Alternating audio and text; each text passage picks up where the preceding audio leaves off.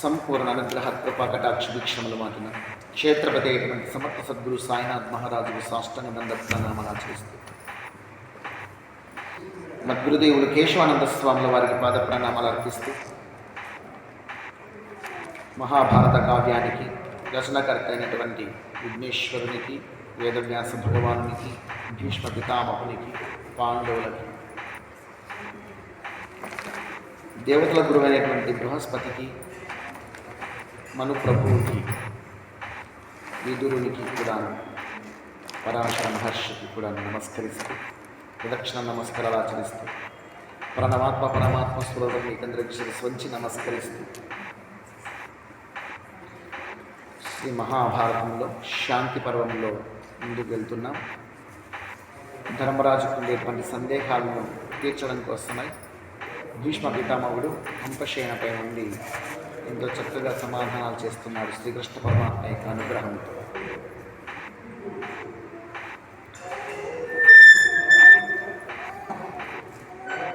జ్ఞానయోగం గురించి తెలియజెప్పమన్నాడు భీష్మ పితామహుడు. జ్ఞానయోగం అనేది ఆత్మతత్వం గురించి బోధించేటువంటిదే. మనకు భగవద్గీతలో 7వ అధ్యాయము జ్ఞాన విజ్ఞాన యోగం, 4వ అధ్యాయం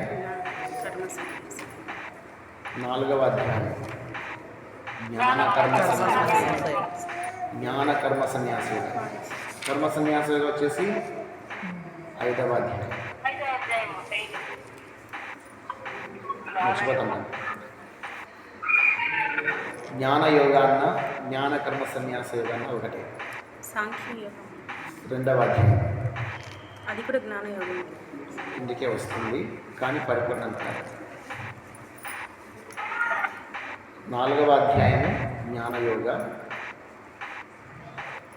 7వ అధ్యాయము విజ్ఞానయోగ. ఇవి రెండు కూడాను చెప్పాలంటే మొత్తం భగవద్గీతలో ప్రతి అధ్యాయం కూడాను ఆత్మతత్వాన్ని బోధిస్తుంది, అద్వైతాన్ని బోధిస్తుంది. సర్వాంతర్యాన్ని అందరిలో ఉన్నాడు, అంతటిలో ఉన్నాడు, అన్నిటిలో ఉన్నాడు.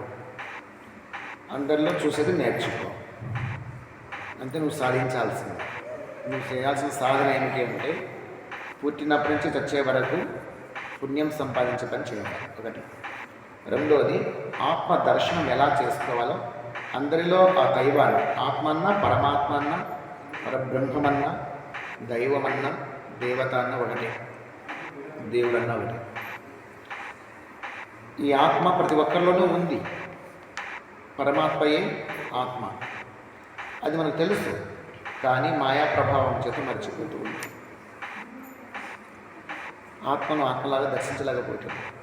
అదే మనం చేయాల్సిన సాధన. ఈ ప్రాపంచిక విషయాలన్నీ తొలగిపోయినప్పుడు, కోరికలు ఏమీ లేకపోయినప్పుడు, నీ పుణ్య పరిపాకము చేత పాపమంతా కరిగిపోయినప్పుడు, కర్మబంధాలన్నీ ఆ భగవంతునికి అర్పించినప్పుడు, నిర్మల చిత్తం నీ హృదయంలో ఏర్పడినప్పుడు కేవలము శాంతి మిగులుతుంది. కేవలము శాంతియే. ఆ శాంతి కలిగినప్పుడే నిశ్చలమైన మనస్సు నిలబడుతుంది. నిశ్చల తత్వమే మోక్షస్థితి. నీకు శాంతి లేకపోతే మనసు నిశ్చలంగా ఉండదని అర్థం. మనసు నిశ్చలంగా ఉంది, ప్రశాంతంగా ఉందని నీకు శాంతి ఉన్నట్ల. శాంతి ఉంది అంటే నిశ్చల తత్వం నీకు కుదిరినట్ల. నిశ్చల తత్వే జీవన్ముక్తి.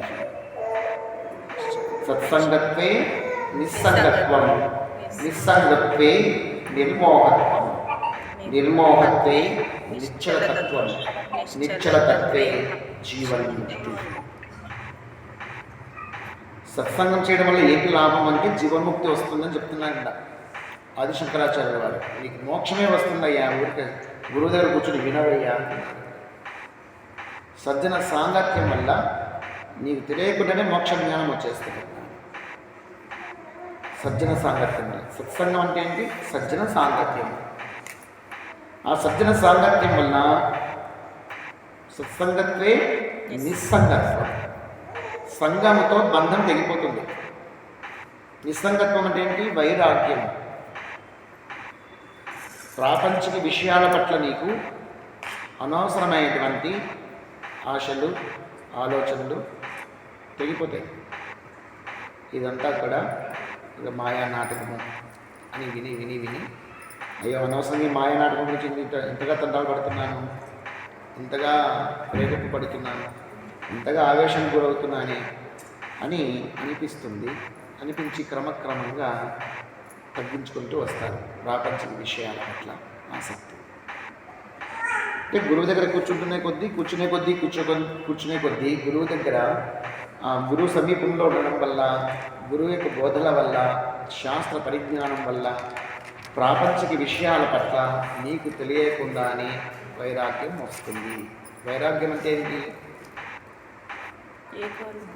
ఇప్పుడు నేను చెప్పిన ప్రాపంచిక విషయాల పట్ల ఆసక్తి లేకుండా ఉండడమే వైరాగ్యం. ఇప్పుడే చెప్పిన ప్రాపంచిక విషయాల పట్ల ఆసక్తి లేకుండా ఉండడమే వైరాగ్యం. వైరాగ్యం అంటే ఏంటో వద్దండి. వైరాగ్యం అంటే అన్నీ వదిలేసేసి కాషాయ వస్త్రాలు కట్టుకొని, దండక మండలాలు పట్టుకొని విభూతి రేఖలు పెట్టుకొని అరణ్యాలకు వెళ్ళిపోవడం వైరాగ్యం కాదు. వైరాగ్యము అంటే ప్రాపంచిక విషయాల పట్ల ఆసక్తి తగ్గి నువ్వు ఎక్కడ ఉన్నా వైరాగ్యంలో ఉన్నట్లే ఉండవచ్చు. కూడా ఎక్కడైనా ఉండవచ్చు. నీకు మనసులో కోరికలన్నీ పెట్టుకొని, ఆశలన్నీ పెట్టుకొని నువ్వు అరణ్యంలో కూర్చున్నా ఏం ప్రయోజనం లేదు. మళ్ళీ వస్తావా పరిగెత్తుకొని మళ్ళీ ప్రపంచంలోకి వచ్చేస్తావు.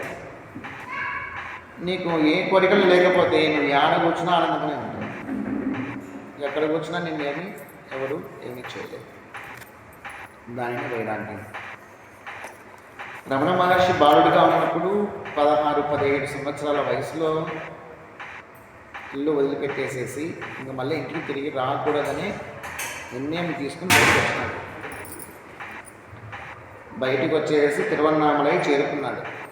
1896లో సెప్టెంబర్ 1న తిరువన్నామలైకి అడుగుపెట్టాడు. అది చేరుకోవడానికి ఎన్ని తంటాలు పడ్డాడు. అది తెచ్చుకున్న డబ్బులన్నీ మధ్యలోనే అయిపోతాయి. ఆ డబ్బులన్నీ అయిపోతే తన కమ్మలు ఉంటాయి కదా, ఇవి చోళ కమ్మలు, అవి తాకట్టు పెట్టేసేసి తనకు కావాల్సింది ఎంతరా అంటే 4 రూపాయలు ఇస్తే చాలా. 4 రూపాయలు ఇచ్చేస్తే అంటే దీన్ని పెట్టుకొనేసేసి 4 రూపాయలు ఇవ్వాలి. దాని కాస్ట్ 20 రూపాయల దాకా ఉంటుందన్నమాట. 4 రూపాయలు ఇప్పించుకున్నాడు. ఇప్పించుకొని ఆయన ఏం చేశాడు, ముత్తుస్వామి దీక్షితులు వాళ్ళు దాని మీద రాసిచ్చారు. పేపర్ చీటి మీద రాసిచ్చేసి నువ్వు మళ్ళీ చీటి చూపిస్తే, రసీదు చూపిస్తే నేను దీన్ని మళ్ళీ నీకు ఇచ్చేస్తాను, 4 రూపాయలు అక్కడ చెప్తే అని. ఆ 4 రూపాయల్లో కొంత డబ్బులు ట్రైన్కి ఖర్చు పెట్టేసుకొని మిగతా డబ్బులు ఇసిరి మిగిలిన డబ్బులు ఉన్నాయి. ఆ రసీదు కూడా చించి పడేశాడు. నాకు దీంతో పని, ఈ కమ్మలతో నాకు పని లేదు, దుడ్డులతో నాకేం పని లేదు, ఈ దుడ్లతో నాకు పని లేదు అని చెప్పేసి తిరువన్నామలై చేరుకున్నాడు. పరుగున స్వామి ఆకర్షిస్తున్నాడు. పోయి దర్శనం చేసుకున్నాడు. ఆయన కోసమే, తన పుత్రుని కోసము వాకిలు తెరిచినట్లుగా ఎవ్వరూ లేరు. బారుగా తెరిచి ఉన్నాయి వాకిళ్ళు. ఒక్కడి నేరుగా వెళ్ళిపోయాడు గర్భ ఆలయం దగ్గరికి. ఆ శివలింగాన్ని దర్శించినాడు. ఆనంద బాష్పాలను ఇచ్చినాడు. సంతృప్తి అయిపోయింది. నా తండ్రి చెంతగా నేను చేరుకున్నాను అనిపించింది. కాసేపు అక్కడే మౌనంగా ఉండి నిండుగా దర్శించుకొని బయటకు వచ్చేసాడు. బయటకు వచ్చేసి తనకంటే బట్టలను చించి పడేసి ఒక కౌపీనం మాత్రం కట్టుకున్నాడు. తర్వాత తన దగ్గర డబ్బులు ఉన్నాయి కదా మిగిలినవి చిల్లర, అవి పొలంలోకి విసిరేసాడు. కోనేట్లు. అందులోకి ఎవరో, నీకు పిలక ఉంది కదా బ్రాహ్మణుడు, ఆ పిలకనేమన్నా అంటే సౌడం చేయించుకుంటావు, గుళ్ళు ఏమైనా తీర్చుకుంటావా అనిపించాడు. ఎవరో తీసినారు. తీస్తే ఏమనండి అన్న, దాన్ని చూపిస్తా అని చెప్పేసి కళ్యాణ కట్టలో పిలిచిపోయాడు. కళ్యాణ కట్టలోకి పిలుచుకుని పోతే కళ్యాణ కట్టలో పోయి మొత్తం గుండె కొట్టించేసింది. నిండుగా గుళ్ళు వచ్చేసింది. ఇంకా స్నానం చేయాలని అనిపించట్లే ఆయన. ఈ దేహానికి ఏం శాశ్వతమని, ఈ దేహానికి శాశ్వతమేమన్నా ఏం చేయాలి దీనికి స్నానం? ఇది ఎట్లా పోతే నాకేం, ఈ డబ్బుతో నాకేం, ఈ బట్టలతో నాకేం పని? నేను నా సర్వస్వాన్ని నా తండ్రికి అర్పించుకున్నాను. అడవిలో ఉండే చెట్లకు ఎవరు నీళ్లు పోసి పెడుతున్నారు, పెంచుతున్నారు? ఆకాశంలో సంచరించే పక్షులకు ఎవరు భోజనం ఇస్తున్నారు? అందరికీ, అన్ని ప్రాణులకు, చీమలకు, దోమలకు, ప్రతి ఒక్క ప్రాణికి భోజనం పెట్టేవాడెవడు? అతడు చూసుకుంటాడు నా కథ కూడా. ఈ డబ్బుతో నాకు పని లేదు అని చెప్పేసి డబ్బులు వదిలేశాడు, బట్టలు చేసేసాడు, సౌకర్యం వరకు గుండు గీయించాడు. ఈ దేహంతో నాకు పని లేదని చెప్పేసి దేవాలయంలోకి మళ్ళీ వచ్చేస్తున్నాడు, స్నానం కూడా చేయలేదు. ఆయనకు అనిపించట్లేదు అవసరమేముంది, ఈ దేహంతో పని లేదు నాకు అన్నట్ల వస్తూ ఉంటేనే అంతవరకు కరువుతో మలమల మారిపోతున్నటువంటి అరుణాచలంలో కుంభవృష్టి కురిసింది. ఆ బాలుని కోసమేనా అన్నట్ల. అతడు స్నానం చేయాలి అని అనుకోలేదు, కానీ భగవంతుడే స్నానం చేయించాడు. పూర్తిగా కలిసి ముద్దైపోయాడు దేవాలయం పోయే లోపల. అదే స్నానం. ఇంకా తర్వాత దర్శనం కూడా పోలేదు. 3 సంవత్సరాలు పట్టిన తర్వాత దర్శనానికి కూడా 3 సంవత్సరాలు టైం పట్టింది. ఒకరోజు దర్శనం చేసుకున్నాడా ఫస్ట్ టైం. ఇంకా నాకు తనకి మళ్ళీ దర్శనం పోవడానికి 3 ఏళ్ళ టైం పట్టింది. అంటే అవసరం అనిపించట్లే ఆయనకి. అక్కడ ఉండే చైతన్యం ఇక్కడ ఉంది కదా, అక్కడ ఉన్నటువంటి దైవము నాలోనే ఉన్నాడు కదా, ఇంక నేను మళ్ళా ఆడిపోవడం అవసరం ఏంటి? అక్కడ ఉండేటువంటి శివుడు నా హృదయంలోనే ఉన్నాడు. శివోహం శివోహం. ఆ చైతన్యాన్ని నేను దర్శించాలి, ఇక్కడే దర్శిస్తాను అని చెప్పేసి ఆలయ ప్రాంగణంలోనే ఒంటరిగా ఎవరితో ఏమీ మాట్లాడారు. పలానా కావాలని కోరాడు. మధ్యలో భోజనం ఆకలి అయితే చాలాసార్లు అదే తిరుమన్నామలై వచ్చేటప్పుడే మాత్రం మధ్యలో భోజనం లేక ఇంటికి కొద్దిగా అన్నం పెట్టిస్తారా, ఎవరన్నా పెడతారా, లేదంటే మీరు పెడతారా అని బాధపడ్డాడు. ఇప్పుడు ఈ టైంలో ఎటువంటి భోజనం నీకు అబ్బా అని కసురుకున్నాడు దేవాలయంలో కూడా. అక్కడి నుంచి పలానా చోట భోజనం పెడతారని తెలిస్తే ఆ ఊరికి వెళ్ళాడు. కాలించుకుంటూ ఆదితో బలహీనంగా ఉంది. ఆ గుడి దగ్గర భజన చేస్తున్నారు, హారతిస్తున్నారు. హారతి అయిపోయింది. హారతి అయిపోయిన తర్వాత ప్రసాదము పోయేటప్పటికల్లా, అంటే అప్పుడే ముందులోనే వాళ్ళందరికీ భోజనం పెట్టేసి వచ్చేటప్పటికి అయిపోయింది. ఆ గుడిలో కూడా భోజనం అయిపోయింది. ఏం చేయాలా అని చెప్పేసి అక్కడ ఉండే పూజారిని అడిగాడు, ఏదైనా ప్రసాదం ఉంటే పెట్టండి స్వామి, నాకు ఆకలిగా ఉంది అడిగితే, ఏడండి అంతా అయిపోయింది కదా, చూసుకో ఇక్కడ ఈ టైం లేట్గా వచ్చేసాను, అయిపోయింది పో ఇంకా చెప్తున్నాడు. అప్పుడు ఆ పక్కనే ఉండేటువంటి ఒక వ్యక్తి, దేవస్థానం అబ్బాయి, ఆయనే, స్వామి నా దగ్గర భోజనం నా పాడుతుంది కదా, నా భాగం ఉంది, అది అతనికి ఇవ్వండి, ఆ బ్రాహ్మణ కుమారునికి ఇవ్వండి అని చెప్పేసి తన భోజనం తనకి ఇప్పిస్తాడు, అంత ప్రసాదం. అయితే నీకు అక్కడ అనుకూలంగా లేవు, నేను బ్రాహ్మణ కుమారుడు కదా అని చెప్పేసి ఒక శాస్త్రాలు పిలుచుకుపోతాను కదా అని చెప్పేసి పిలుచుకుపోయి దారి చూపించినాడు అడుగుకొని. అది చేత పట్టుకొని ఆ ప్రసాదాన్ని ప్లేట్లో పోతూనే అతనికి తప్పిక ఆకలి 2 మిక్స్ అయిపోయేసేసి స్పృహ తప్పి దారిలో పడిపోయింది. కళ్ళు తెరిచి చూసేటప్పటికి తాను ఉండే చోటలో లేడు, ఎక్కడో ఉన్నాడు. అందరూ పోయేటోళ్ళు వచ్చేటోళ్ళు చూసి, అయ్యో ఏంటి ఇట్లా పడిపోయినాడు ఈ అబ్బాయి, ఎవరు ముద్దుగా ఉన్నాడు, చిన్న బాలుడు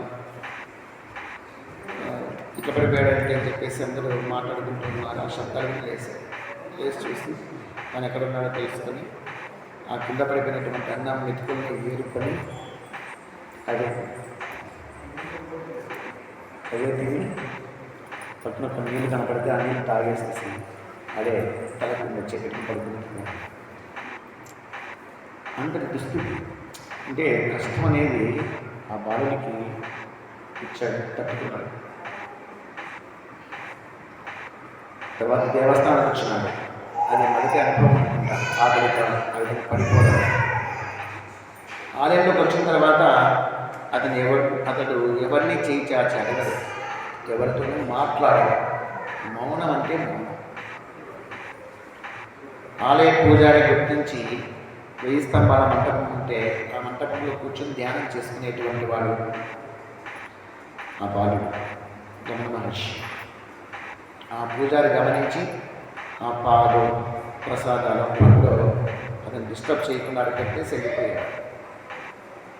ఎప్పుడో అతనికి స్పృహ వచ్చినప్పుడు వాళ్ళని చూసి భగవత్ ప్రసాదంగా భావించి వారిని స్వీకరించేవాడు తప్ప బయటికి పోయి అడగడం కానీ ఎవరిని విడిచేయడం కానీ ఆలోచన వచ్చింది. తిండి గురించి ఆలోచన చేయాలి. సకల ప్రాణికోటికి ఎవరు భోజనం పెడుతున్నారో అతనే నాకు భోజనం పెడతాడు. ఏమి ఇస్తే అదే. ఎంతకాలం ఈ జీవితం ఉంటే అంతకాలమే కానీ ఈ దేహం పడిపోతే పడిపోదు.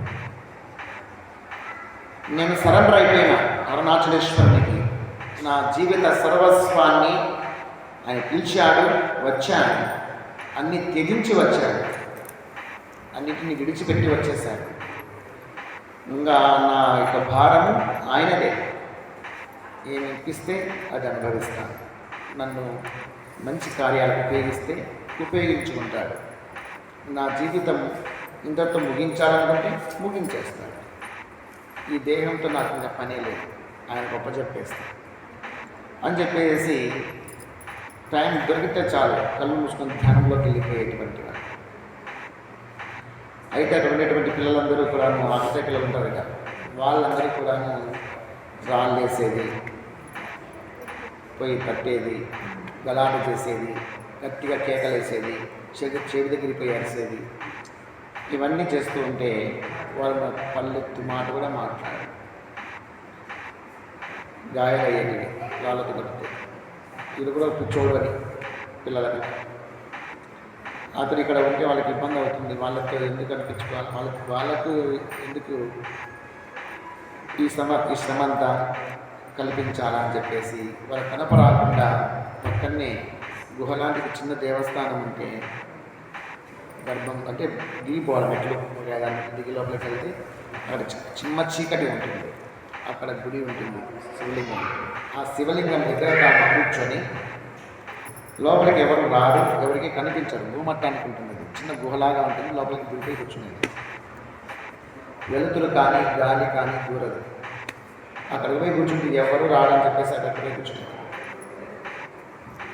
అయితే అక్కడ గాలి వెలుతురు ఏమీ లేకపోవడము, కింద చిత్తుడిగా ఉండడం, తేమగా. అట్లా చోటు ఏం పెరుగుతుంటాయి? క్రిములు, కీటకాలు, పురుగులు, తేళ్ళు, జర్రులు అవన్నీ ఉండేటివి. అవి దేహాన్ని కుట్టేటివి, గాయపరిచేటివి, విషమెక్కేది దేహానికి. కానీ దేహం మీద ధ్యాసే లేదు. దేహం మీద అతనికి ధ్యాసయే లేదు. ఈ తొడల కింద, కాళ్ళ కింద ఉండయి చీమ రక్తం కారుతుంది. అయినా పట్టించుకునేవాడే కాదు. ఈ దేహంతో నాకు సంబంధం లేదు. ధ్యానం చెల్లించేదే కాదు. ఆడికి కూడా వచ్చేసి ముస్లిం పిల్లలు ఎక్కువ ఉండేవారంట. ఆడికి కూడా పోయి రాలేసేవాడు. అక్కడే ఒక శేషాద్రి స్వామిని ఉండేవాడు. అతడు కూడా పిచ్చోడ్లాగా తిరుగుతుండేవాడు. శేషాద్రి అతడు పిచ్చోళ్ళే అనుకునేసి వీళ్ళు అతనిలాగా ఇతరులు పిచ్చోళ్ళే అని చెప్పి రాలేసేవాడు. కానీ ఆ శేషాద్రి స్వామి జ్ఞాని. నేను గుర్తించేసి అక్కడ చాలాసేపు ఉండిపోయేవాడు. బయట కూర్చొని ఎవరు పిల్లలు వచ్చి అతను డిస్టర్బ్ చేయకుండా, లోపల ఆ బాలునికి ఇబ్బంది కలిగించకుండా తాను పోయినంతసేపు ఎవరిగా ఆ విధంగా రమణ మహర్షి చాలా కష్టాలు పడ్డాడు. దేహం మీద ధ్యాస లేకుండా సాధన చేస్తాడు. అలా 2 నెలలు గడిచిపోయినాయి. అక్కడ ఉన్న రాళ్ళు వేస్తున్నారు కాబట్టి అక్కడి నుంచి ప్లేస్ మార్చాడు. ఇబ్బంది కలిగిస్తున్నారు. ఎవరికి ఇబ్బంది కలగకుండా ఉండి చోటుకు పోవాలని చెప్పేసి చెట్ల కిందనో లేదంటే గుడి ప్రాంగణంలోనో రథాలు నిలబెడతారు. రథాలు వెనక వైపు కూర్చొని ఆ విధంగా ఎవరు కనపరాకుండా చీకట్లో కూర్చోనో ఈ విధంగా చేస్తూ ఉండేవాళ్ళు. ఆ గుహలోనే చాలా కాలం, అంటే 2-3 నెలలు అక్కడే ఉన్నారా. అక్కడిపై రాళ్ళందరూ వేస్తున్నారని చెప్పేసి కొంతమంది వెంకటాచల మొదలియార్ అనేటువంటి ఆయన చూసి ఆ గుహలో ఎవరున్నారు, ఈ పిల్లలు ఎందుకు రాళ్ళు వేస్తున్నారని పోయి చూశాడు. చూస్తే అక్కడి నుంచి శేషాద్రి స్వామి బయటకు వచ్చాడు. మీరేనా ఇక్కడ ఉంటే మీకు రాళ్ళు వేస్తున్నారా? అంటే నా కథేం కానీ లోపల స్వామి మాట చూసుకోకపోతే తీసుకెళ్ళాడు బయటికి. ఈ వెంకటాచల వదిలియాన లోపల పోయి చూస్తే వెలుతురులో ఉండి చీకట్లో పోతే ఏం కనపడాలి. చాలాసేపు అట్లాగే ఉండి చూస్తే ఒక ఆకారం దృఢంగా స్థిరంగా కూర్చొని ధ్యానమగ్నంలో. ఒక్కసారి ఆశ్చర్యంగా చూసి ఎవరిన తన స్వాములు కొంతమందిని పిలుచుకొనేసేసి వస్తాడు. దగ్గరలోనే ఒక స్వామీజీ ఉంటారు, కొంతమంది శిష్యులు జీవిస్తూ ఉంటారు. మౌనస్వామి అంటుంటారు ఆయన్ని. ఆయన పిలుచుకొని చూపిస్తే అందరూ కలిసి బలవంతాన, అందరికి స్పృహ లేదు అసలు, సమాధి మగ్నుడైన బలవంతాన ఎత్తుకొని బయటికి తీసుకొచ్చేసి సుబ్రహ్మణ్య స్వామి దేవస్థానం ఉంది అరుణాచలంలో, ఆడ కూర్చోబెడితే చూస్తే ఇదంతా రక్తము చీము కారిపోతుంది. అడుగున ఈ పాదాలు అన్నీ కూడా రక్తంతో చీముతో నిండిపోయింది. కానీ అతనికి ఏ ధ్యాస లేదు, దేహ ధ్యాసమే లేదు, కేవలము సమాధి నిష్టలోనే ఉన్నాడు. ఇంత నిష్టతో దేహాన్ని తొలుస్తూ ఉన్న చీమలు, చెదలు, పురుగులు, సర్పాలు, జర్రులు, తేళ్ళు కుడుతూ ఉన్నా కానీ అక్కడ రక్తం చీము కారుతూ ఉన్నా కానీ అక్కడ దేహ ధ్యాస లేకుండా ఇతడు సమాధి నిగ్నంగా ఉన్నాడంటే ఇతడు సామాన్యుడు కాదని చెప్పేసి అందరూ గుర్తిస్తారు. ఎక్కువ మాట్లాడకుండా ఆడెవరు మాట్లాడకుండా నమస్కరించుకొని అందరూ వెళ్ళిపోతారు. తర్వాత అతని ప్లేస్ని మారుస్తారు. తర్వాత కొన్ని నెలల పాటు అక్కడక్కడ దేవస్థానం ఉండేవాడు. ఎక్కడే కానీ చేయి చాచి అడగడం కానీ, భోజనం పెట్టమని అడగడం కానీ, నాకు ఇది కావాలని చెప్పడం కానీ, ఎవరు మాట్లాడడం కానీ చేయరు. అందరూ అతన్ని చిన్నస్వామి, చిన్న మౌనస్వామి అని పిలవడం మొదలుపెట్టారు. కార్తీక దీపోత్సవం వస్తుంది నవంబర్, డిసెంబర్. ఆ ప్రాంతంలో ప్రజలు ఎక్కువగా వస్తుంటారు. ఆ ప్రజలకందరికీ ఇతడు ప్రత్యేక ఆకర్షణ అవుతున్నాడు. ఆలయ ప్రాంగణంలోనే ఉంటారు కాబట్టి స్వామిని దర్శించుకొని ఈరోజు చిన్న మౌనస్వామి వచ్చినాడంట, చూసొద్దాడు అని చెప్పేసి అందరికి మీ దగ్గరకు వచ్చేసి ఆయన ఎవరిని చూడండి, కళ్ళు మూసుకొని ధ్యానంలో ఉంటాడు. దర్శనం చేసుకోవడం, నమస్కారం చేసుకోవడం. ఎంత చిన్న వయసు, ఇంత చిన్న వయసులోనే ఇంత నిష్టనా, ఇంత ధ్యానమా, ఇంత తపస్సా, అసలు దేహం బలహీనంగా ఉంది, సన్నగా అయిపోయింది, ఇదంతా గాయాలు, చీమలు బయట మీద ఎక్కిపోతుంటాయి. చీమలన్నీ ఆ చీముకు నెత్తుకు వస్తుంటాయి. వచ్చేది ఒళ్ళంతా ప్రాగుతున్నా పట్టించుకునేవాడే, అవి పుడుతున్నా కరుస్తున్నా ఏమి లెక్క చేసేవాడే. అక్కడికి వచ్చిన వాళ్ళందరికీ కూడా చీమలు పుడుతుంటాయి. వాళ్ళందరూ ఎక్కువసేపు కూర్చోలేకపోయేవాళ్ళు కూడా. అయ్యో చీమలన్నీ కరుస్తున్నాయి, ఇక్కడ ఎట్లా ఉంటాం మనం పదం పదండి అని చెప్పేసి వచ్చడం, దర్శనం చేసుకొని పోతాం. ఆ చీమలు కంట్రోల్ చేస్తున్నాయి వాళ్ళని, ఆ జనాలు ఎక్కువ వస్తున్నారు అనేసి.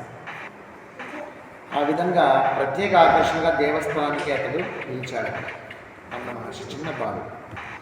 ఆ విధంగా భగవంతుడే అవసరానికి అనుగుణంగా అతనికి భోజనం ఎంత కావాలో అంత ప్రసాదం రూపంలోనో, పాల రూపంలోనో, పండ్ల రూపంలోనో చేరేది. అది మాత్రమే స్వీకరించేది, ధ్యానంలో ఉండేది. ఆ విధంగా 12 సంవత్సరాలు అతడు సాధన చేసి తర్వాత ఆయన మహాత్ముడైనాడు. వైరాగ్యం అనేది ఈ విధంగా ఉంటుందని చెప్పడం కోసం. అతనికి ఏ కోరిక లేదు, ఏ ఆశలు లేవు, ఏ కర్తవ్యము లేదు.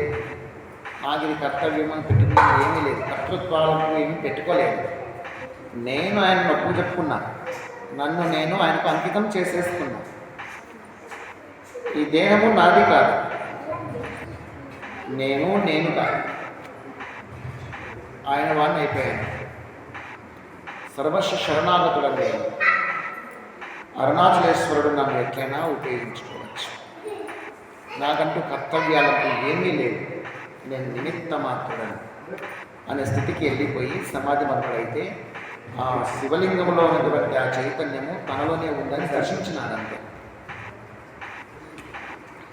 దర్శించి తనలో ఉన్నదే సర్వత్రా ఉన్నదని గుర్తించినాడు.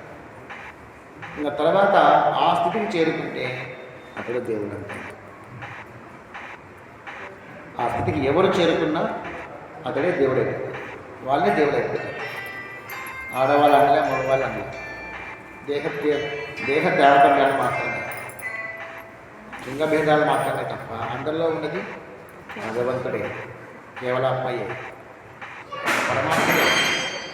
అయ్యో మనకెక్కడ సాధ్యమవుతుంది అనుకుంటే అప్పటికీ సాధ్యం. నిర్ణయాలు వెంటనే తీసుకోవాలా, గట్టిగా నిర్ణయం తీసుకోవాలా, ఆచరించాలి. ఎవరైతే తొందరగా నిర్ణయాలు తీసుకొని గట్టిగా ఆచరిస్తారో వాళ్ళు తొందరగా స్టెప్స్ ఎక్కుతా ఉంటారు, ఆధ్యాత్మిక ఉన్నతి చేరుకుంటారు. అందుకే ఆ యొక్క కఠోపనిషత్తు కూడా చెప్పేది, యమాచార్యుడు నచికేతుడు చెప్పేది కూడా ఇదే. హృదయం పవిత్రంగా ఉండాలి, ఎటువంటి కోరికలు ఉండకూడదు. ఉండే పాపాలన్నీ కూడా పుణ్యకర్మల చేత కడిగేసుకోవాలి. సర్వము పరమాత్మకు అర్పణ భావంతో జీవనం సాగించాలి. అప్పుడు నీ చిత్తము శుద్ధమైనప్పుడు ఆత్మదేవుడు అనేటువంటి ఆ పరమాత్మకు నీ మీద జాలి కలిగినప్పుడు, దయ కలిగినప్పుడు నీకు ఆయన దర్శనమిస్తాడు.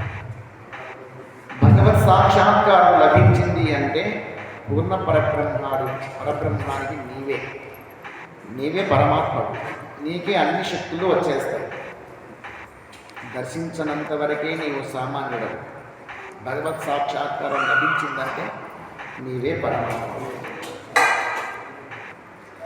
సాక్షాత్కారం కానంత వరకు సామాన్యుడవు. సాక్షాత్కారం లభించిందంటే సర్వేశ్వరుడు, అద్వైతమదే. నీలో ఏ కల్మషము లేదు, భగవంతులు ఏముందో అదే నీలో ఉంది, ఏ కోరికలు లేవు. ఆత్మ సాక్షాత్కారం కలిగి ఆత్మానందాన్ని చూరగొనే శక్తి నీకు వచ్చిందంటే ఈ భౌతిక ప్రపంచ సుఖాలన్నీ కూడాను చెత్తతో సమానంగా కనబడతాయి. వాళ్ళకి 1వ తరగతి చదివే పిల్లగానికి లేదా అంతకంటే చిన్నపిల్లలకి బొమ్మలు కావాలని ఏడుస్తారు. నాకు బొమ్మ కావాలా, నాకు ఆ బొమ్మే కావాలా అని చెప్పేసి కొనిపించేంత వరకు ఏడుస్తారు. 2 ఏళ్ళు, 3 ఏళ్ళు, 4 ఏళ్ళ పిల్లలు. వాడు కొద్దిగా పెద్దగా అవుతాడు, ఒక తమ్ముడో చెల్లలో వస్తుంది. వస్తే అదే బొమ్మను కాదు అది జరిపిదో నువ్వు ఆడుకో, నాకు ఇది అక్కర్లా, నేను హెలికాప్టర్ కొనుక్కుంటా అని చెప్పేసి వాడు హెలికాప్టర్ కొనుక్కుంటాడు. ఈ బొమ్మతో ఒకప్పుడు వాడు దానికోసం నేర్చుకున్నాడు. కొద్దిగా పెద్దగా అయిన తర్వాత ఈ బొమ్మ నాకు అక్కర్లేదు వాడుకో అని చెప్పేసి పక్కన పెట్టేస్తాడు. ఒకప్పుడు దానికోసం నేర్చుకున్నాడు, వల్ల కాలుతో జరిపి నువ్వు దీంతో ఆడుకుంటాడు. వీడు ఎదిగినాడు, పరిమితి పెరిగింది, మనసు యొక్క పరిమితి పెరిగింది. దాంతో అవి అనిపించట్లే, ఇష్టం అనిపించట్లే. ఇప్పుడు ఏమైపోయింది, హెలికాప్టర్లు, ఏరోప్లేన్లు, ట్రైన్లు, ఇలాంటి పెద్ద బొమ్మలు కావాలి, పైన ఆకాశం ఎదిగేటివి కావాలి. అది 10th క్లాస్ వరకు ఒకగా ఉండొచ్చు. 10th క్లాస్ దాటిన తర్వాత ఆ బొమ్మను కూడా చెల్లెలు దొబ్బేసేసి బ్యాటు బాల్ తీసుకొని నేను క్రికెట్ ఆడికి పోతానా, నువ్వు ఆడుకుంటు అంటాడు. అవునా కదా? అంటే పరిమితి చెందే కొద్దీ ఇవన్నీ వానికి లెక్కలే. అట్లాగే ఈ ప్రాపంచిక సౌఖ్యాల కోసము, ఆస్తి అంతస్తుల కోసము, సంబంధాల కోసము, ప్రేమ కోసము, వాత్సల్యం కోసము, బంధాల కోసము ప్రాకులానేటువంటి వాళ్లకు ఆత్మద్రష్ట అయినప్పుడు, ఆత్మ సాక్షాత్కారం పొందినప్పుడు ఈ బంధనాలు, ఈ ఆస్తి అంతస్తులు, హోదాలు, ఉద్యోగాలు, ధనము, సంపద ఇవన్నీ కూడా ఏమనిపిస్తాయంటే చెత్త కిందికి లెక్క అయిపోతాయి. వీటి కోసం ఒకప్పుడు ఏడ్చాను, చీచి ఎంత అజ్ఞానం నేనప్పుడు. వీటి కోసం ఏడ్చాను, పరిమితి లేక ఎంత బాధపడ్డాను, ఎంతమందిని బాధ పెట్టాను, ఎంతమందికి ఇబ్బంది కలిగించినాను. ఈ జ్ఞానం అప్పుడు లేకపోయే కదా అని చెప్పేసి తనలో తాను యోచిస్తాడు. తర్వాత అది అతనికి ఎందుకు కొరగా అనిపిస్తుంది. ప్రపంచ సుఖాలన్నీ కూడా అతనికి ఏమీ లేకున్నా సంతోషంగా తృప్తిగా ఉంటాడు. తన మీద బట్టలు ఉన్నాయా అనేది కూడా అవసరం లేదు అతనికి. తినడానికి తిండి ఉందా అవసరం లేదు అతనికి. ఆత్మదర్శనం అనేటువంటి వాళ్ళకి భోజనంతో పనేలే. ఆత్మశక్తి వాళ్ళకు కావాల్సిన శక్తిని ఇస్తూ ఉంటుంది. హిమవత్ పర్వత ప్రాంతాలలో దాదాపుగా 6 నెలల పాటు గుహలన్నీ మూసివేయబడతాయి, మంచుతో కప్పివేయబడతాయి. మంచుతో కప్పివేసినప్పుడు గుహలో వాళ్ళు కూర్చొని తపస్సు చేస్తూ ఉంటే 6 నెలల పాటు భోజనం ఎక్కడిది వాళ్ళకి, నీళ్ళు ఎక్కడివి వాళ్ళకి, గాలి ఎక్కడిది వాళ్ళకి, గాలి కూడా ఉండదు. గుహలు మూసేస్తాయి, వాళ్ళకి దారి కూడా తెలిసి రాదు, పవలగొట్టుకుని కూడా బయటికి రానికి అవకాశం ఉంది. చాలా దప్పంగా వేసేస్తాయి. అమర్నాథ్ యాత్రకు పోవాలంటే 6 నెలల తర్వాతే, ఎండాకాలం వస్తే అప్పుడు అమర్నాథ్ యాత్రకు పోతుంది. అప్పుడు శివలింగం కనపడుతుంది. అప్పుడు కూడా అంతవరకు మూసివేయబడి ఉంటుంది, అది కూడా మంచుతో మొత్తం కప్పివేయబడి ఉంటుంది. ఎవ్వరు కూడా అక్కడికి పోలేరు. మంచు కురుస్తూనే ఉంటుంది నిరంతరాయంగా. అగాధాల్లో పడిపోయే అవకాశాలు కూడా ఉంటాయని చెప్పి ఎవ్వరికి అనుమతి ఇవ్వరు. 6 నెలల తర్వాత మళ్ళీ ఎండాకాలం వస్తే అదంతా కరిగిపోతే తర్వాత వీళ్ళకు అనుమతిస్తారు. అటువంటి గుహల్లో అనేక మంది ఋషులు మహర్షులు తపస్సు చేస్తుంటారు. వాళ్ళు ఆత్మభ్రష్టలు కావడం వల్ల భోజనముతో కానీ, నీటితో కానీ, గాలితో కానీ సంబంధం లేదు. కేవలము సమాధి నిష్టలో ఆత్మానందాన్ని అనుభవిస్తూ రమిస్తూ ఉంటారు. ఆనందంలో మునిగిపోతే మందు తాగిన వాళ్ళకి ఏ విధంగా అయితే పక్కకు రాబుద్ధి కాదో, మందు మత్తులోనే ఉండాలనిపిస్తూ ఉంటుందో, ఈ భగవంతుని సాక్షాత్కారం పొందినటువంటి ఆత్మానంద స్థితిలో ఉండేటువంటి వాళ్ళకు కూడాను ఇలా బయటికి ప్రపంచం వైపు రావాలి అని అనిపించదు. అక్కడే ఉండిపోదామనిపిస్తుంది, ఆనందంలోనే ఉండిపోదామనిపిస్తుంది. తనలో తాను తన్మయమై ఉంటాడంటుంది భగవద్గీతలో కూడా శ్రీకృష్ణ పరమాత్ముడు తనలో తాను తన్మయమై ఉంటాడు, ఆత్మద్రష్ట అని చెప్తుంది. అప్పుడు ఆనంద స్థితిలో ఉన్నటువంటి వాళ్ళకు బయట ప్రపంచం వైపు రాబుద్ధి కాదు, త్రాగాలని కానీ, తినాలని కానీ, సుఖ సౌఖ్యాలు కావాలని కానీ అనిపించదు. అటువంటి స్థితి ఆత్మద్రష్ట స్థితి, మోక్ష స్థితి.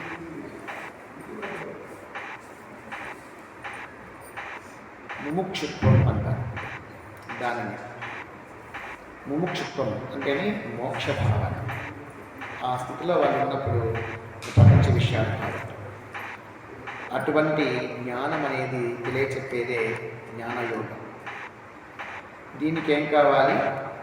వైరాగ్యం కావాలి, ఆత్మజ్ఞానం తెలిసి ఉండాలి, నిర్మలమైన హృదయం ఉండాలి, నిశ్చల చిత్తం ఉండాలి, శాంతపూర్వకమైనటువంటి జీవితం ఉండాలి, మనస్సు ఉండాలి. మనస్సు శాంతంగా ఉండాలి, తానే ఒక శాంత సముద్రం లాగా ఉండగలగాలి. కోరికలే ఉండకూడదు.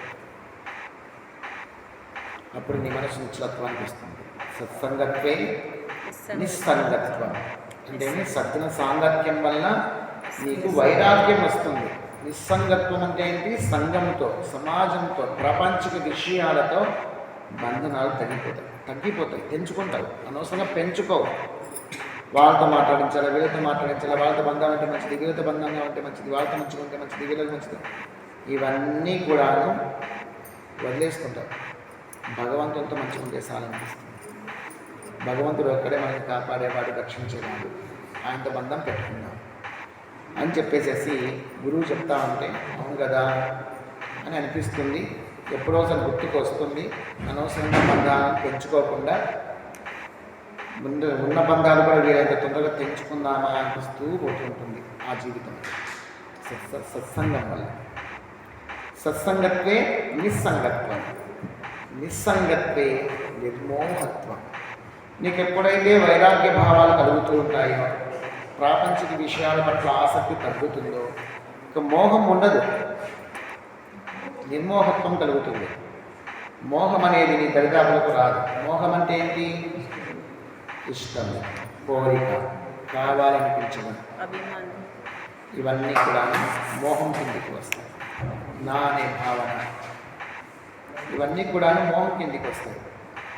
ధనం మీద వ్యామోహం, ధారల మీద వ్యామోహం, పురుషులకు స్త్రీల మీద, స్త్రీలకు పురుషుల మీద వ్యామోహం, వస్తు వాహనాల మీద వ్యామోహం, పదవీ వ్యామోహం, దేహ వ్యామోహం, దేహ దృష్టి, పుత్ర వ్యామోహం, సంతానం మీద వ్యామోహం, ఒక్కొక్కరికి ఒక్కొక్క వ్యామోహం చుట్టుకుంటుంది. అవన్నీ నశించిపోతాయి వైరాగ్యం వల్ల. వీళ్ళెవరూ శాశ్వతం కాదు, వీళ్ళందరూ మధ్యలో వచ్చిన వాళ్ళు, మధ్యలోనే పోతారు. అవ్యక్తాన్ని భూతాన్ని వ్యక్త మధ్యాన్ని భారత అవ్యక్త నిధనాన్యేవ తత్కాప్రదేవన అని శ్రీకృష్ణ పరమాత్మ అంటాడు 2వ అధ్యాయంలో 28వ శ్లోకం. మధ్యలో వచ్చినాయి, మధ్యలోనే పోతాయి. పుట్టుక ముందు లేదు ఈ ప్రపంచం, మరణించిన తర్వాత ఈ ప్రపంచం నీకు కనిపించదు. మధ్యలో కనపడతారు వీళ్ళందరూ. ఇవన్నీ మళ్ళీ అన్ని ఇక్కడే వదిలేసి వెళ్ళిపోతారు, ఎంత ఏమీ పెట్టుకోకూడదు. ఇదే వైరాగ్య భావాలు. ఈ వైరాగ్య భావాలు పదే పదే వింటూ ఉంటే కూడబెట్టాలని అనిపించదు. కూడబెట్టి ఏం చేయాలా? ఈడ వదిలిపెట్టుకోవాల్సిందే కదా. మరి దేన్ని కూడబెట్టాలా? దేన్ని కూడబెట్టాలి? చచ్చే వరకు, పుట్టినప్పటి నుంచి చచ్చే వరకు దేన్ని కూడబెట్టాలా అంటే పుణ్యాన్ని కూడబెట్టాలి. సంపాదిస్తున్నావు, ఆ ధనముతో పుణ్యకార్యాలు చేస్తూ పోతుంటావు, డబ్బులు మిగిలించుకోవాలని ప్రయత్నం చేయదు. ఎప్పుడైతే ఏదైనా చేయాల్సి వస్తే వెంటనే చేస్తూ పోతుంటారు, అంతే. నిలబెట్టుకోవాలనే ఆలోచన చేయదు. నిలబెట్టుకున్నంత మాత్రాన ఏంటి ఒరిగేది? లేని భయం. దాన్ని నిలబెట్టుకోవాలి, కాపాడుకోవాలి. వాళ్ళు ఎత్తుకుపోతారు, వీళ్ళు ఎత్తుకుపోతారు, వాళ్ళు కావాలంటారు, వీళ్ళు కావాలంటారు. ఇవ్వకపోతే ఒక బాధ, ఇస్తే ఒక బాధ. ఇచ్చినామంటే తిరిగి వస్తుంది లేదో లెక్కలే, భయం. ఇవ్వకపోతే ఏలేదని తింటారు. ఆది నిష్ఠురం మేళ, అంది నిష్ఠురం మేళ. డబ్బు విషయంలో ఆది నిష్ఠూరమే మేలు. నీ దగ్గర లేదని చెప్పేయండి, అంతే. ఉందా సహాయం చేయండి. సహాయం చేసేటప్పుడే మళ్ళీ తిరిగి ఇస్తారని అనుకుంటున్నాను, ఇచ్చేయాలి. మనసులో బయటికి చెప్పకూడదు. బయటికి చెప్పేస్తే ఇదేదంతే. మనసులో అనుకోవాలి, వీళ్ళకి వస్తే రాని, లేకపోతే లేదు. కృష్ణ మనసులో అనుకుని ఇచ్చేటట్టుకుంటే ఇచ్చేది. వస్తే సంతోషపడు, రాకపోతే బాధపడవు కూడా. ఎందుకంటే ముందే డిసైడ్ అయిపోయిస్తుంది. తిరిగి ఇవ్వాలి అని మనసులో పెట్టుకునేసేసి ఇస్తానులేని ఆశ పెట్టుకొని మీరు ఇచ్చారనుకోండి, ఇవ్వకపోతే బాధ. మోలు గుర్తుకొస్తుంటారు. వాళ్ళు ఇస్తామని చెప్పి ఎంత నయ్యంగా డబ్బులు ఇప్పించుకుపోయినారు, మళ్ళీ ఇవ్వలేదు. భగవంతుడా ఇచ్చేటట్టు చూడప్ప, దేవుడు కూడా మళ్ళీ కలుపుతారు దాంట్లో. ఇవే సమయం అనేది, కాలం అనేది వృధా చేసుకోవడం అవుతుంది. కాబట్టి డబ్బు సంపాదించేటువంటి డబ్బు కానీ దాన్ని కూడబెట్టే ప్రయత్నం చేయాలి. దేన్ని ప్రోగు చేస్తారు అంటే పుణ్యాన్ని ప్రోగు చేస్తూ వస్తారు. పుణ్యం ప్రోగు చేసే కొద్దీ పాపము నశించిపోతూ ఉంటుంది. పుణ్యం ప్రోగు చేసే కొద్దీ అది ఎప్పటికీ నీకు భగవంతుడి దగ్గర చేరుస్తుంది. పుణ్యం అనేది ఎప్పుడు భగవంతుడి దగ్గర చేరుస్తుంది. పాపం అనేది ఎప్పుడు భగవంతునికి దూరంగా చేరుస్తుంది. ఆ విధంగా మనము నిరంతరము కూడా పుణ్య సంపాదనలోనే జీవనం కొనసాగిస్తూ ఉంటాం. ఈ సజ్జన సాంగత్యం వల్ల వైరాగ్యం వల్ల నిర్మోహం, మోహం లేని స్థితి ఏర్పడుతుంది. నిర్మోహత్వే నిశ్చలతత్వం. ఎప్పుడైతే నీకు మోహము లేదు, వైరాగ్యం వల్ల దేని మీద ఆశ లేదు. మోహం అంటే ఆశ కూడా. నీకు దేని మీద ఆశ లేనప్పుడు నీ మనసు నిశ్చలంగా ఉంటుంది, హాయిగా ఉంటుంది, ప్రశాంతంగా ఉంటుంది, అలజడి లేకుండా ఉంటుంది. ఆ విధంగా ఉండే స్థితియే నీకు లభిస్తే నీకు ఆత్మసాక్షాత్కారం సిద్ధం. నిశ్చలతత్వే జీవన్ముక్తి. బతికి ఉండగానే ముక్తి. నీకే కోరిక లేకుండా నువ్వు ఉన్నావంటే నీకు జీవన్ముక్తి వచ్చినట్లే. ఏ కర్తృత్వాలు, ఏ కర్తవ్యాలు పెట్టుకోకుండా నీలో నువ్వు రమిస్తూ నిర్మలంగా, పవిత్రంగా, ప్రశాంతంగా చెప్పినంత పరోపకారం చేసుకుంటూ ఏ ప్రాణిని ద్వేషించకుండా అన్ని ప్రాణికోట్లో కూడా పరమాత్మని దర్శించేటువంటి స్థితిలో నువ్వు ఉన్నావంటే అదే జీవన్ముక్తి. కేవలం దేవస్థానాలలో, విగ్రహాలలో, చిత్రపటాలలో దేవుడు ఉన్నాడని ముక్కోవడం ఎలిమెంటరీ స్కూల్ లెవెల్. దేవాలయానికి వచ్చేది, ప్రదక్షిణాలు చేస్తూ ఉండేది, టెంకాయలు కొట్టేది, పువ్వులు ఇచ్చేది, హారతులు ఇచ్చేది, అభిషేకాలు ఇచ్చేది ఎలిమెంటరీ స్థాయిలే కదా. అది చెయ్యండి అని చెప్పట్లేదు, అక్కడే ఉండద్దండి అంటున్నా. భగవంతుని నీకు టెంకాయలు అవసరమా? ఆయనకేం లోటు ఉంది? నీ పూల దానికి అవసరం ఉందా? నీ ఇచ్చే పూలమాల నాకేమన్నా కొరతనా? ఇచ్చింది ఎవరు అసలు నీకు? అది ఆ టెంకాయలు ఎవరు ఇచ్చినారు నీకు? ఆ పువ్వులు ఎవరు ఇచ్చినారు? పంచామృతాలు నీకు ఎవరు ఇచ్చినారు? ఆ అవకాశం ఇచ్చింది ఎవరు? ఆయనే ఇచ్చినాడు కదా. ఆయన ఇచ్చినవే ఆయనకి ఇస్తున్నా. నేను 5,100 పదాలు ఇస్తున్నా, 10,100 పదాలు ఇస్తున్నా అని చెప్పుకుంటుంటాను. ఇచ్చినానని, అన్నదానికి ఇంత ఇచ్చినాను, అంత ఇచ్చినాను. ఎవరి సొమ్ము నువ్వు ఇచ్చినావు? నీ సొమ్మని నువ్వు అనుకుంటున్నావు, ఆపాదించుకుంటున్నావు. నీకు ఆ సొమ్ము ఇచ్చింది ఎవరు? ఆయన అవకాశమే ఇవ్వకపోతే నీకు డబ్బు ఎలా వస్తుంది?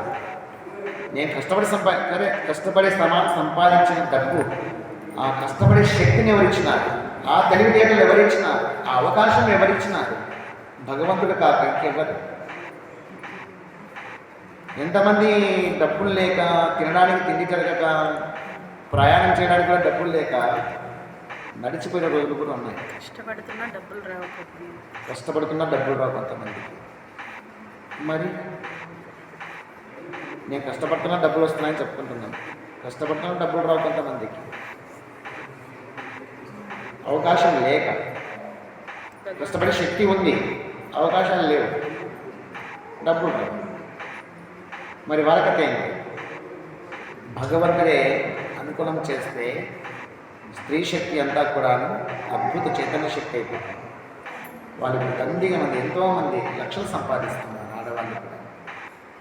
భగవంతుని ఆశీర్వాదం లభిస్తే, ఆయన అనుకూలం ఇస్తే, ఆయన అవకాశం ఇస్తే, ఆయన శక్తిని ఇస్తే ఎవరికైనా డబ్బులు వస్తాయి. అయితే నీకు అర్హత ఉండాలా, ఆ డబ్బును సద్వినియోగం చేసే శక్తి ఉండాలా, దుర్వినియోగం చేసే విధంగా ఉండరాదు. భగవంతుని దృష్టిలో నీకు అర్హత ఉంది అని అనిపించాలి. అప్పుడు భగవంతుడు అనుకూలం చేస్తాడు. కాబట్టి నాకు దగ్గర డబ్బులు ఇచ్చింది, నేను కష్టపడి సంపాదించినానంటే మాత్రం భగవంతుడు నవ్వుతాడు. నేను అవకాశం ఇచ్చాను కాబట్టి నీకు డబ్బులు వచ్చాయి. ఆ విధంగా భగవంతుడు ఇచ్చినటువంటి డబ్బుతో నీవు దాన ధర్మాలు చేస్తుండొచ్చు, పూజాధికాలు చేయవచ్చు. నీ పూజలతో ఆయనకే సంబంధం? ఆయనకేం అవసరం? నీవు ఇచ్చే పంచామృతాల అభిషేకాలు ఆయనకేమైనా అవసరమా? మనం భక్తితో చేస్తున్నాము ఆయన అనుగ్రహం కోసం, తప్పు కాదు. మనం చేస్తే ఏమి చేసినా స్వీకరిస్తాడు ఆయన, భక్తితో చేస్తే. నాకు చేయమని ఎప్పుడు ఆయన అడగడు, కోరుకోడు, అవసరం కూడా లేదు ఆయన. మన ప్రీతి కోసం, మన యొక్క సంతోషం కోసం, మన సంతృప్తి కోసం భగవంతుడికి పూజలాగా చేస్తాడు. చేయటం చెప్పట్ల, అది ప్రాథమిక స్థాయి, ఎలిమెంటరీ స్కూల్ లెవెల్. అక్కడ ఉండేటువంటి భగవంతుణ్ణి ఇక్కడే చూస్తూ నీ హృదయంలోనే దర్శిస్తూ నాలో ఉన్నది ఆ చైతన్యమే అని గుర్తించి నీవు చేసేటువంటి స్నానం, ఆ మహాదేవునికి, ఆ శివునికి అభిషేకం కొట్టు స్నానం చేసావా, ఆ అర్ధనారీశ్వరునికి స్నానం అంటూ అభిషేకం అంటూ చేసావా, అది అభిషేకం అయిపోతుంది. నీలోనే అర్ధనారీశ్వరుని పూజిస్తూ ఓం నమః శివాయ స్నానం చేస్తావు. నీ వేసుకునే వస్త్రాలు ఆ భగవంతునికి వస్త్రాలు అవుతాయి, పట్టు పీతాంబరాలు అవుతాయి. నువ్వు చేసుకునేటువంటి అలంకరణ, తిలకధారణ భగవంతునికి తిలకధారణ అవుతుంది. నువ్వు తినేటువంటి తిండి ఆ భగవంతునికి నైవేద్యం అవుతుంది. ఆలోచన చేస్తే, గుర్తిస్తూ పోతే, గమనిస్తూ పోతే, నువ్వు నడిచేటువంటి నడకే భగవంతునికి ప్రదక్షిణం అవుతుంది. ఆయన లేని చోట ఎక్కడ ఉంది? నువ్వు ప్రదక్షిణ వచ్చి ఏ మాత్రం చుట్టుతేనే ప్రదక్షిణాలా ఏంటి? నువ్వు ఆ 50 కూడా కాలం చుట్టితే అదే ప్రదక్షిణ అయిపోతుంది. నువ్వు ఎక్కడ పోతున్నా ఆయన చుట్టూ తిరుగుతున్నట్లే. నువ్వు పాగలోకో బెంగళూరుకో ఎక్కడన్నా ఆయన చుట్టూ తిరుగుతున్నట్లే. నువ్వు ఆయన లేని చోటు లేదు కదా, అంతటా ఆయనే కదా ఉండేది. సభ్య దిశన అపసభ్య దిశన కాదు నీకు అక్కడ. ఆత్మ ప్రదక్షిణ కూడా చేసుకుంటున్నాను. అది సభ్య దిశన అపసభ్య దిశన అంటే అపసభ్య దిశలో కూడా కొన్ని ప్రదక్షిణాలు చేస్తారు, మంచిది అని.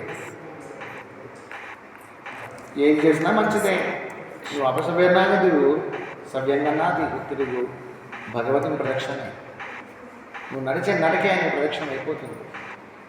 నువ్వు మాట్లాడే మాటలు ఆయన మాటలే అయిపోతాయి, ఆయన పలుకులే అయిపోతాయి. ఇక్కడ జరిగే ప్రతి వ్యవహారం ఎవరిది? ఆయన పెట్టినటువంటి సంసారం ఇదంతా. నువ్వు సంసారం నుంచే మాట్లాడు. నువ్వు దైవాన్ని చూడగలిగినప్పుడు నువ్వు సంసారం నుంచి మాట్లాడుతున్నా ఇది నీ సంసారమే, నీకోసం ఇదంతా చేస్తున్నా అని భగవంతుడు చెప్పుకుంటూ ఉంటాడు. స్వామి, నాకు సంసారం అడ్డగట్టినావు, భార్యనిచ్చావు, పిల్లల్నిచ్చినావు, మనం బాగా చూసుకోవాల్సిన బాధ్యత నాకుంది, వాళ్ళకి ఏలోట్లేకుండా చూసుకోవాల్సిన బాధ్యత ఉంది. కాబట్టి నేను ఈ పని చేయాల్సి వస్తుంది, చేస్తున్నా, ఇది నీ సేవే అని చెప్పేసి నీ కర్తవ్యాన్ని నాకు ఆపాదించినావు, నేను చేస్తున్నా, నా కర్తవ్యంగా భావించి చేస్తున్నా. అది నీ కర్తవ్యంగా వాస్తవానికి. వాళ్ళు కూడా భోజనం పెట్టాల్సిన నువ్వే కదా. భార్య కావచ్చు, పిల్లలకు కావచ్చు, అమ్మ కావచ్చు, నాన్న కావచ్చు, అత్త కావచ్చు, మామ కావచ్చు, ఎవరు భోజనం పెట్టేది? నేనా? అతనే కదా. ప్రతి ప్రాణికి భోజనం పెట్టేవాడు నువ్వే. ఏమంటే నా ద్వారా వ్యక్తిస్తున్నావు అంతే అని యజమాని అనుకుంటాడు. అంటే ఆత్మత్రష్టగా ఉండేటువంటి వాడు భగవంతుని అక్కడ ఉండే దేవుని ఇక్కడ చూసేటువంటి వాడు ఈయనకు చెప్పుకుంటూ ఉంటాడు లోపల. వాళ్ళలో కూడా నీవే ఉన్నావు, నీకే భోజనం పెడుతుంది అని చెప్పేసి థర్డ్ స్థాయికి వెళ్ళిపోయేటప్పుడు చెప్తాను. థర్డ్ స్టేజ్ అంటే డిగ్రీ స్థాయికి వెళ్ళినప్పుడు అక్కడ ఉండే దేవుడు ఇక్కడ ఉన్నాడని చూసేది హై స్కూల్ లెవెల్. నాలోనే భగవంతుడు అని చెప్పి అన్నీ ఆయనకి అర్పిస్తూ పోతుంటాడు అంతే. ఏం జరిగినా, ఎవరైనా పొగిడినా, స్వామి నీకే పొగుడుతున్నారు, వాళ్ళు నాకు కాదు అని ఒప్ప చెప్పుకుంటాడు. ఎవరైనా తిట్టినా, స్వామి వాళ్ళు నిన్నే తిట్టున్నారు, చూసుకుని ఇష్టం అని భగవంతుడికి అన్ని అర్పించుకుంటూ పోతుంటాడు. అది హై స్కూల్ లెవెల్. ఆ స్టేజ్ నుంచి డిగ్రీకి పోయేటప్పటికల్లా తనలోనూ అక్కడలోనూ, అంటే దేవాలయాల్లో, చిత్రపటాల్లో, తన లోపల మరియు సకల ప్రాణి కోటిలో కూడా, తన భార్యలో, తన భర్తలో, పిల్లల్లో, బంధువుల్లో, స్నేహితుల్లో, శత్రువుల్లో, చెట్టులో, పుట్టలో, గుట్టలో, రాయిలో, రప్పలో, సకల ప్రాణి కోటిలో కూడాను భగవంతుడు ఉన్నాడు అనేసి భోజనం పెట్టడము, ఏదైనా సేవ చేయాల్సి వస్తే చేయడము చేస్తారు. ఇప్పుడు కుక్కకు భోజనం పెట్టినాను, మనం ఏం చేస్తాము? అని చెప్పేసి కసురుకొని ఏదో అక్కడ పడేసి వెళ్ళిపోతుంటారు. కానీ దాంట్లో కూడా దేవుడు ఉన్నాడు కదా. నిజంగా దాంట్లో దేవుడు ఉంటే నేను ఈ విధంగా పెడతానా? నిజంగా దేవుడు అట్లా వస్తే నేను ఈ విధంగా పెడతానా అని చెప్పేసి ఎంత జాగ్రత్త పడతాడు. మర్యాదగా కూర్చొని మీరు అని చెప్పేసి దాని కూడా గౌరవం ఇచ్చి పెడతాడు. అలా కాకుండా ఆ దృష్టి రాకపోతే ఇసురు పడేస్తాడు. అట్లా ఇసురు పడేస్తే అది మట్టిలోనో దుమ్ములోనో పడిపోతుంది, అంత అత్తుకునేస్తుంది మన్నంతా. అది పాపము, దాన్ని కూడా వదిలిపెట్టదు, దానికి తోచినట్టుగా అది తినేసి పోతుంది.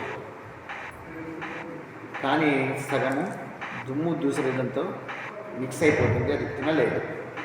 దానికి అనారోగ్యం కలిగించవచ్చు, మట్టితో కూడుకుంటుంది. కానీ దాంట్లో కూడా దేవుడు ఉన్నాడు అని చూసినప్పుడు మట్టిలో పెట్టడం, పళ్ళ మీద తెచ్చి పెట్టాల్సిన అవసరం లేదు. దాన్ని ఆడబెట్టినా తింటుంది. దానికి శుద్ధంగా ఉండే చోట, వేస్ట్ కాకుండా, దానికి అనారోగ్యం కలిగించకుండా ఉండే ప్రదేశంలో, రాయి మీద, బండ మీద, ఒక విస్తరలోనో, ఒక ఆకులోనో, ఒక పేపర్లోనో గౌరవంగా పెడతాడు. హృదయంలోనే భగవంతుని చూస్తాడు, దాంట్లో కూడా దేవుడు ఉన్నాడు. ఇది ఆ స్థాయి వస్తే నీవు డిగ్రీ పట్ట తీసుకుంటున్నావు,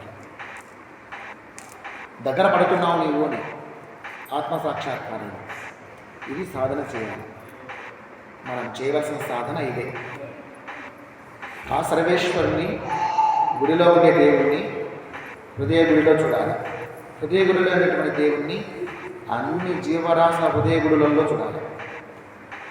అలా చూసినప్పుడు ప్రతి ప్రాణి భగవత్ స్వరూపంగా గోచరిస్తుంది. అప్పుడు భగవంతుడు వాళ్ళకి దగ్గరగానే ఉంటాడు తప్ప దూరంగా ఉంటాడు.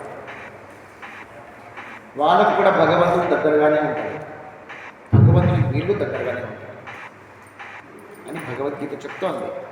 3 చోట్ల వస్తుంది ఇదే మాట భగవద్గీతలో. ఇంత లేట్ చేస్తూ సమయం చాలా ఎక్కువ ఉంది. ఈ 4 మాటలను నా నోట పలికించినటువంటి ఆ దేవాది దేవుడు శ్రీకృష్ణ పరమాత్మ చరణ అరవిందంలో పుష్పాలుగా సమర్పిస్తూ మనకందరికీ త్రికరణ శుద్ధిని త్రిగుణాతీత స్థితిని స్థితప్రజ్ఞతను విశాలమైన హృదయాన్ని ప్రశాంతమైన జీవితాన్ని లోక కళ్యాణ కారక బుద్ధిని ఆంతరంగిక భక్తులు పొందవలసినటువంటి అన్ని అర్హతలను ఆత్మద్రష్టలకు ఉండేటువంటి అనుకూల పరిస్థితులను మనకందరికీ ఆ శ్రీకృష్ణ పరమాత్మ అనుగ్రహించి తుది శ్వాస వరకు చల్లగా కాపాడాలని లోక కళ్యాణానికి పనిముట్టుగా సంవేగం చేసుకోవాలని మనసా వాచ కర్మను ఆ దేవాది దేవుని చరణ అరవిందంలో శిరస్సు తాకించి నమస్కరించి ఈ 4 మాటలను ఆయన పాదపద్మాలకు పుష్పాలుగా సమర్పిస్తూ ఇంతటితో ముఖ్యాన్ని చేస్తాను. హరి ఓం.